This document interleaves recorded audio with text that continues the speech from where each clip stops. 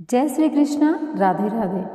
विष्णु पुराण के अनुसार रमा एकादशी कार्तिक मास के कृष्ण पक्ष की एकादशी को पड़ती है, अर्थात अभी नवंबर में जो एकादशी आएगी वह रमा एकादशी होगी।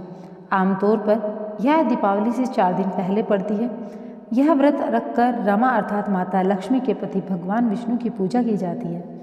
पुराणों के अनुसार रमा एकादशी व्रत कामधेनु गाय को घर में रखने के समान फल देता है। यह व्रत रखने से समृद्धि और संपन्नता बढ़ती है। इस व्रत को करने से लक्ष्मी जी प्रसन्न होती हैं। इस साल रमा एकादशी पर बहुत ही शुभ संयोग बन रहा है।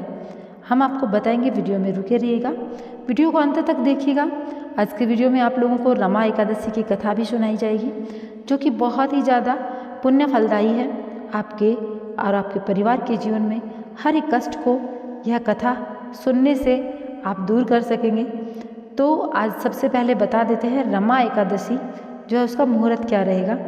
देखिए, कार्तिक कृष्ण एकादशी तिथि की शुरुआत 8 नवंबर 2023 सुबह 8:23 से शुरू हो जाएगी। कार्तिक कृष्ण एकादशी तिथि समाप्त होगी 9 नवंबर 2023 सुबह 10:41। पूजा का समय रहेगा सुबह 6:39 से सुबह 8 बजे तक 9 नवंबर को। व्रत का पारण समय रहेगा सुबह 6:39 से सुबह 8:50 10 नवंबर 2023। द्वादशी तिथि समाप्त होगी दोपहर 12:35 पर। अब क्या शुभ संयोग बन रहा है वह भी बता देते हैं। देखिए, रमा एकादशी इस बार गुरुवार के दिन पड़ रही है, जो कि विष्णु जी को अति प्रिय है। इसके अलावा रमा एकादशी के दिन कन्या राशि में शुक्र और चंद्रमा की युति से कलात्मक योग बन रहा है। कलात्मक योग बनने से कुछ राशियों को धन वैभव की प्राप्ति होती है, माँ लक्ष्मी की कृपा बरसती है। वहीं इस दिन तुला राशि में सूर्य मंगल भी एक साथ विराजमान रहेंगे। सूर्य मंगल की युति व्यक्ति को अपने जीवन में बड़ी सफलता हासिल करने के लिए प्रतिबद्ध होती है। इसके साथ ही रमा एकादशी पर गोवत्स द्वादशी का संयोग भी बन रहा है। इसमें गाय की पूजा की जाती है, इसे बच बारस भी कहते हैं। गाय की पूजा से माँ लक्ष्मी बेहद प्रसन्न होती हैं। इस दिन प्रदोष काल गोवत्स द्वादशी पूजा का मुहूर्त शाम 5:30 से रात 8:08 तक रहेगा। अब आपको यह जो रमा एकादशी है इसकी व्रत की जो कथा है वह मैं सुनाऊंगी, और कथा को पूर्ण श्रद्धा भाव के साथ सुनना है। और वीडियो में आगे बढ़ने से पहले अभी जैसे कि मैंने आप लोगों को बताया, अपने धर्म से जुड़े रहने के लिए अपने इस धार्मिक चैनल को सब्सक्राइब कर लीजिए, और हाँ, कमेंट बॉक्स में लिख दीजिए हरिओम या जय माँ लक्ष्मी। देखिए, एकादशी मनुष्यों को कर्मों से मुक्ति देती है। प्रतिवर्ष 24 एकादशी आती हैं। जिस वर्ष अधिक मास होता है उस वर्ष 26 एकादशी होती है। सभी एकादशी का पौराणिक महत्व है। उत्तरी भारत के कैलेंडर के अनुसार रमा एकादशी कार्तिक माह में आती है। और अभी मैंने आप लोगों को बताया था कि जो रमा एकादशी है उसका क्या मुहूर्त रहेगा। अब मैं आपको बता देती हूँ कि इसका महत्व क्या है। देखिए, रमा एकादशी व्रत कामधेनु और चिंतामणि के समान फल देती है। इसे करने से व्रती के सभी पाप नष्ट होते हुए उसने विष्णु का धाम प्राप्त होता है। मृत्यु के बाद उसे मोक्ष की प्राप्ति होती है। उसके अलावा जब वह इस धरती लोक पर रहता है तो समान सुख और वैभव को भोग कर फिर मोक्ष को प्राप्त होता है। अब सुनते हैं इसकी कथा। पौराणिक काल में मुचुकुंद नामक राजा राज्य करता था। इंद्र, वरुण, कुबेर, विभीषण आदि उसके मित्र थे। वह बड़ा सत्यवादी तथा विष्णु भक्त था। उसका राज्य बिल्कुल निष्कंटक था। उसकी चंद्रभागा नाम की एक कन्या थी, जिसका विवाह उसने चंद्रसेन के पुत्र शोभन से कर दिया। वह राजा एकादशी का व्रत बड़े ही नियम से करता था। उसके राज्य में सभी कठोरता से इस नियम का पालन करते थे। शोभन एक बार अपनी ससुराल आया हुआ था। कार्तिक का महीना था। उसी माह में महापुण्यदायिनी रमा एकादशी आ गई। इस दिन सभी व्रत रखते थे, और चंद्रभागा ने सोचा कि मेरे पति तो बड़े कमजोर हृदय के हैं, वे एकादशी का व्रत कैसे करेंगे, जबकि पिता के यहाँ तो सभी को व्रत करने की आज्ञा है। मेरा पति राजाज्ञा मानेगा तो बहुत कष्ट पाएगा। चंद्रभागा का जो डर था वही हुआ। राजा ने आदेश जारी किया कि इस समय उनका दामाद राज्य में पधारा हुआ है, अतः सारी प्रजा विधान पूर्वक एकादशी का व्रत करे। जब दशमी आई तब राज्य में ढिंढोरा पीटा। उसे सुनकर शोभन अपनी पत्नी के पास गया, बोला, हे प्रिया, मुझे कुछ उपाय बताओ, क्योंकि मैं उपवास नहीं कर सकता। यदि मैं उपवास करूँगा तो अवश्य ही परलोक सिधार जाऊँगा। पति की बात सुन चंद्रभागा ने कहा, हे स्वामी, मेरे पिता के राज्य में एकादशी के दिन कोई भी भोजन नहीं कर सकता। यहाँ तक कि हाथी, घोड़ा, ऊंट, पशु आदि अन्य जल तृण सब त्याग देते हैं। फिर भला आप मनुष्य रहकर कैसे बच सकते हैं? यदि आप उपवास नहीं कर सकते तो किसी दूसरे स्थान पर चले जाइए, क्योंकि यदि आप यहाँ रहेंगे तो आपको व्रत तो अवश्य ही करना पड़ेगा। पत्नी की यह बात सुनकर शोभन ने कहा, हे प्रिय, तुम्हारी राय उचित है, परंतु मैं व्रत करने के डर से किसी दूसरे स्थान पर नहीं जाऊंगा। अब मैं व्रत अवश्य ही करूंगा, परिणाम चाहे जो भी हो। भाग्य में लिखे को भला कौन टाल सकता है।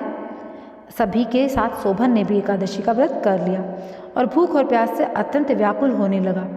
सूर्य नारायण जी अस्त हो गए, जागरण की रात्रि भी आ गई। वह रात शोभन को असहनीय दुख देने वाली थी। दूसरे दिन सूर्योदय होने से पूर्व ही भूख प्यास के कारण शोभन ने प्राण छोड़ दिए। राजा ने शोभन के मृत शरीर को जल में प्रवाह कर दिया और अपनी पुत्री को आज्ञा दी कि वह सती न हो और भगवान विष्णु की कृपा पर भरोसा रखे। चंद्रभागा अपने पिता की आज्ञा अनुसार सती नहीं हुई। वह अपने पिता के घर रहकर एकादशी का व्रत करने लगी। उधर रमा एकादशी के प्रभाव से शोभन को जल से निकाल लिया गया और भगवान विष्णु की कृपा से उसे मद्रांचल पर्वत पर धन धान्य से परिपूर्ण तथा शत्रु रहित देवपुर नामक एक उत्तम नगर प्राप्त हुआ। उसे वहाँ का राजा बना दिया गया। उसके महल में रत्न स्वर्ण के खंभे लगे हुए थे। राजा शोभन स्वर्ण तथा मणियों के सिंहासन पर सुंदर वस्त्र तथा आभूषण धारण किए बैठा था। गंधर्व तथा अप्सराएं राजा शोभन के इर्द गिर्द नृत्य कर रहे थे। उस समय राजा शोभन मानो दूसरे इंद्रदेव प्रतीत हो रहे थे। उन्हीं दिनों मुचुकुंद में रहने वाला सोम शर्मा नाम का एक ब्राह्मण तीर्थ यात्रा के लिए निकला हुआ था। घूमते घूमते वह शोभन के राज्य में पहुंचा। उसने देखा वह ब्राह्मण उसको राजा का जमाई जानकर उसके निकट गया। राजा शोभन ब्राह्मण को देख आसन से उठ खड़ा हुआ। अपने ससुर तथा पत्नी चंद्रभागा की कुशल क्षेम पूछने के लगा। शोभन की बात सुन सोम शर्मा ने कहा, हे राजन, हमारे राजा कुशल से हैं तथा आपकी पत्नी चंद्रभागा भी कुशल है। अब आप अपना वृत्तांत बताइए। आपने तो रमा एकादशी के दिन अन्न जल न ग्रहण करने के कारण प्राण त्याग दिए थे। मुझे बड़ा विस्मय हो रहा है। ऐसा विचित्र और सुंदर नगर जिसको न तो मैंने कभी सुना न कभी देखा, आपको किस प्रकार से प्राप्त हुआ?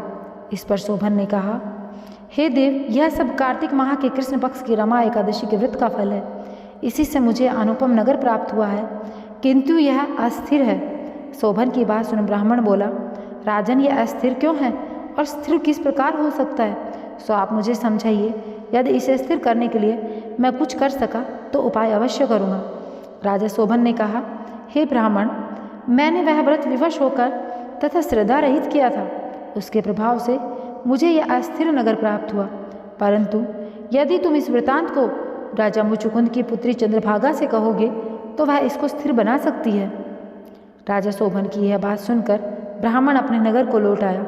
उसने चंद्रभागा से सारा वृतांत कह सुनाया। इस प्रकार राजकन्या चंद्रभागा बोली, हे ब्राह्मण देव, आप क्या यह सब दृश्य प्रत्यक्ष देख कर आए हैं या स्वप्न कह रहे हैं? चंद्रभागा की बात सुनकर ब्राह्मण बोला, हे राजकन्या, मैंने तेरे पति शोभन तथा उसके नगर को प्रत्यक्ष देखा है, किंतु वह नगर अस्थिर है। तू कोई ऐसा उपाय कर जिससे कि वह स्थिर हो जाए। ब्राह्मण की बात सुनकर चंद्रभागा बोली, ब्राह्मण देव, आप मुझे उस नगर में ले चलिए। मैं अपने पति को देखना चाहती हूँ। मैं अपने व्रत के प्रभाव से उस नगर को स्थिर बना दूंगी। और चंद्रभागा के वचनों को सुनकर वह ब्राह्मण उसे मद्रांचल पर्वत के पास वामदेव के आश्रम में ले गया। वामदेव ने उसकी कथा को सुनकर उस ब्राह्मण और उस मद्रांचल पर्वत के पास वामदेव के आश्रम में ले गए। वामदेव ने उसकी कथा को सुनकर चंद्रभागा का मंत्रों से अभिषेक किया। चंद्रभागा मंत्रों तथा व्रत के प्रभाव से दिव्य धारण करके देह और पति के पास चली गई। शोभन ने अपनी पत्नी चंद्रभागा को देखा, उसे प्रसन्नतापूर्वक आसन पर अपने पास बिठा लिया। चंद्रभागा ने कहा, हे स्वामी, अब आप मेरे पुण्य को सुनिए। जब मैं अपने पिता के घर में 8 वर्ष की थी, तब से ही मैं सविधि एकादशी का व्रत कर रही हूँ। उन्हीं व्रतों के प्रभाव से आपका यह नगर स्थिर हो जाएगा और सभी कर्मों से परिपूर्ण होकर प्रलय के अंत तक स्थिर रहेगा। चंद्रभागा दिव्य स्वरूप धारण करके तथा दिव्य वस्त्र अलंकारों से सजकर अपने पति के साथ सुखपूर्वक रहने लगी। भगवान श्री कृष्ण ने कहा है, हे अर्जुन, यह मैंने रमा एकादशी का प्रताप कहा है। जो मनुष्य रमा एकादशी के व्रत को करते हैं उनके सभी पाप नष्ट होते हैं। जो मनुष्य रमा एकादशी का महात्म्य सुनते हैं वह अंत में विष्णु लोक को जाते हैं। तो प्रिय भक्तों, मैंने आप लोगों को रमा एकादशी के इस पुण्यव्रत की फलदायी कथा सुनाई है। आप लोगों ने अगर पूर्ण श्रद्धा भाव के साथ नहीं सुना है, पूरी को नहीं सुना है, पूरी कथा नहीं सुनी है, तो वीडियो में एक बार फिर से जाकर के पीछे पूरी कथा सुनेगा। बहुत ही फलदायी कथा है, आप लोगों का जीवन सफल हो जाएगा। अब मैं आप लोगों को रमा एकादशी व्रत की विधि बता देती हूँ। पूर्ण विधि जानकर अगर आप व्रत करने के इच्छुक हैं तो अवश्य कीजिएगा। एकादशी व्रत के नियमों का पालन करने के लिए एक दिन पहले यानी दशमी के दिन से ही यह व्रत शुरू हो जाता है। देखिए, रमा एकादशी के दिन स्नान आदि से निवृत्त होकर व्रत का संकल्प करें। एकादशी व्रत के दिन भगवान विष्णु की पूजा करनी चाहिए। इसके बाद भगवान विष्णु का धूप, पंचामृत, तुलसी के पत्तों, दीप, नैवेद्य, फूल फल आदि से पूजा करने का विधान है। रमा एकादशी व्रत करने वाली रात को भगवान का भजन, कीर्तन या जागरण करें। पद्म पुराण के अनुसार व्रत अगले यानी द्वादशी के दिन भगवान का पूजन करके ब्राह्मण को भोजन करवाकर दान, विशेष करके कपड़े, जूते, छाता आदि आप दान दे सकते हैं। उसके बाद में स्वयं भोजन करें। तो आप लोगों को यह जो है मैंने रमा एकादशी व्रत का करने का तरीका, इसके पीछे की कथा और कब यह आपको करना है, सारा सब कुछ मैंने आज के वीडियो में बताया है। आप लोगों से एक बार फिर से कहना चाहूँगी, अगर आपने अपने इस चैनल को सब्सक्राइब नहीं किया है तो सब्सक्राइब करिए। आपके अपने धर्म से जुड़े इस चैनल को सब्सक्राइब करके अपने धर्म को और ज़्यादा लोगों तक पहुँचाने की चेष्टा करिए। आपकी तरफ से यह योगदान बहुत ज़्यादा होगा। आप हमारा मार्गदर्शन कर सकते हैं, हमारा मनोबल बढ़ा सकते हैं अपने धर्म का प्रचार प्रसार करने के लिए। तो प्रिय भक्तों, आप लोगों से कहना चाहूँगी, मिलूंगी एक नए वीडियो के साथ में बहुत जल्द। तब तक के लिए जय श्री कृष्ण, राधे राधे। जाते जाते वीडियो को लाइक और चैनल को सब्सक्राइब अवश्य करके जाइएगा। यह मेरा आप लोगों से हाथ जोड़कर निवेदन है।